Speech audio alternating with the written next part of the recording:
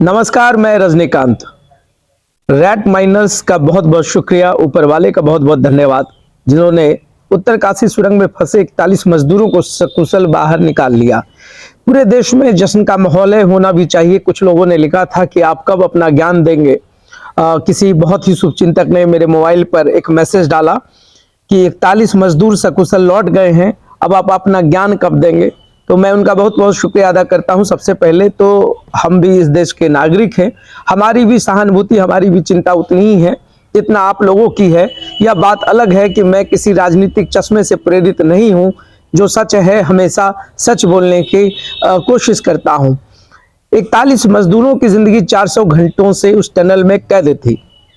यह बात है 12 नवंबर की, जब सुरंग की जो मिट्टी है वो धंस जाती है, मलबा गिर जाता है और 41 मजदूर फंस जाते हैं। तब किसी की चिंता, किसी की निगाह उस टनल की ओर नहीं गई।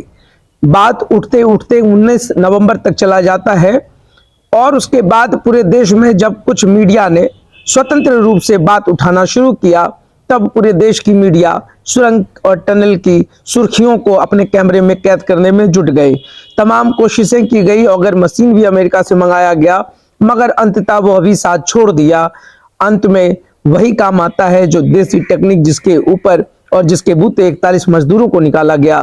रैट माइनर्स बुलाए गए, 6 लोगों की टीम उस सुरंग में घुसती है, मलबे को बाहर निकालते, उसके बाद सारे मजदूरों को सकुशल बाहर निकाल लिया जाता है। ये देश के लिए बहुत ही अचीवमेंट का विषय है, गर्व का विषय है। इसके लिए सरकार, एजेंसी और तमाम लोग जो भी इसमें इन्वॉल्व थे, इस पूरे रेस्क्यू ऑपरेशन में, उन लोगों का बहुत बहुत धन्यवाद। सवाल मेरा फिर वही है कि जिस Navyug engineering corporation private limited के ऊपर इतने गंभीर आरोप लगते रहे हैं, समृद्धि एक्सप्रेसवे का जो हादसा है वह किसी से छिपी हुई नहीं है।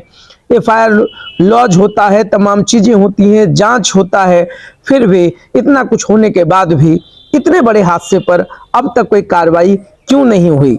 हम जश्न मनाएंगे, हम हर खुशी में शरीक हैं, मगर सवाल पूछने का अधिकार तो मेरा भी है।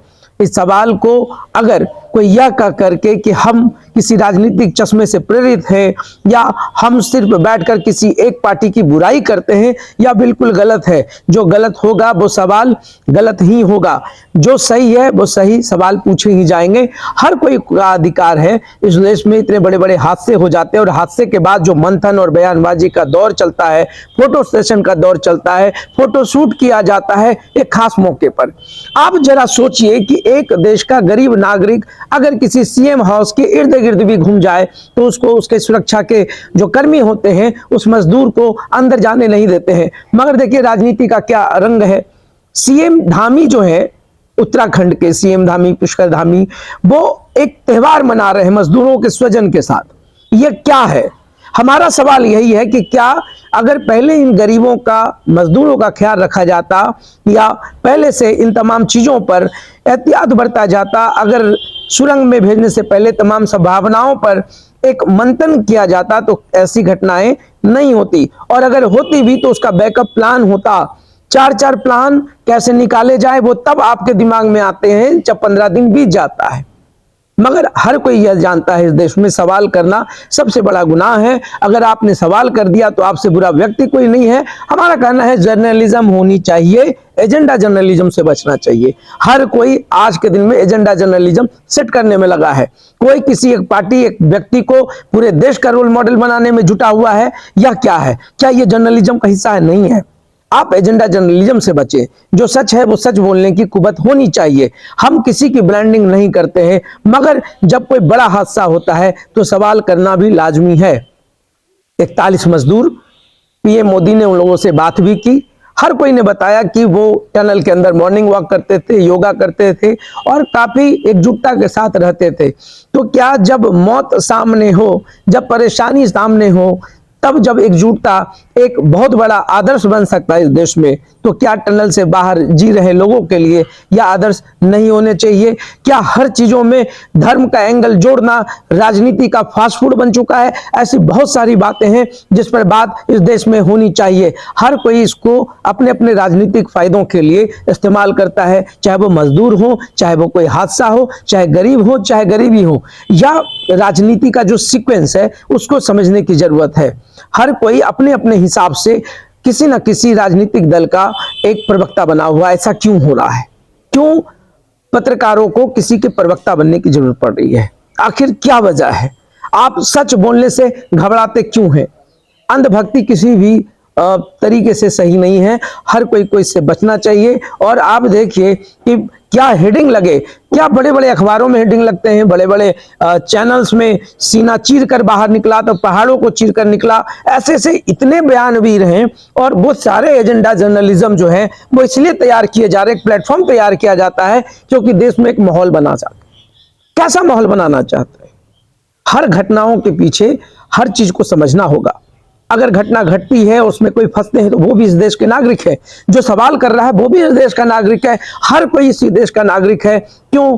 क्योंकि हर कोई का यह अधिकार है कि वो पूछे, और अगर पूछना गुनाह है, सच बोलना गुनाह है, तो मुझे लगता है कि अब जर्नलिज्म का अस्तित्व खतरे में है। चौथा स्तंभ ही जब इस तरीके से धाराशायी हो जाए तो इसको आप पत्रकारिता का दाह संस्कार नहीं कहेंगे तो और क्या कहेंगे।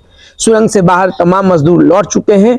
एक मजदूर के पिता जो झारखंड के सिंहभूम के रहने वाले हैं, उस मजदूर जो मुर्मू है, उनके पिता का निधन हो जाता है। वो सदमा बर्दाश्त नहीं कर पाते हैं और उस जो मजदूर उसमें फंसे हुए थे उसका नाम भक्तू मुर्मू था, उनके पिता का निधन हो जाता है। 20 मजदूर में 15 झारखंड और 5 बिहार के होते हैं। पूरा देश जश्न मनाता है। क्या उन तमाम मजदूरों के स्वजन से बात करने की चिंता नहीं होनी चाहिए थी? जब मजदूर फंसे तो क्या उनका हौसला बढ़ाने के लिए तमाम बड़े बड़े नेताओं को वहां नहीं होना चाहिए था? आज हर कोई जो है पूरा क्रेडिट लेने में जुटा है, फोटो सेशन करने में जुटा है, मगर उन 41 मजदूरों की मानसिक स्थिति को भी समझने की जरूरत है। किस जद्दोजहद से वो बाहर निकले, वो 400 घंटा कैसा रहा, ये तमाम चीजें हैं। मगर बड़े बड़े चैनल्स में हो क्या रहा है? बड़े बड़े हेडिंग दिए जा रहे हैं। बात इस बात की नहीं हो रही कि ये जो घटना घटी है उसके पीछे जिम्मेवार कौन है।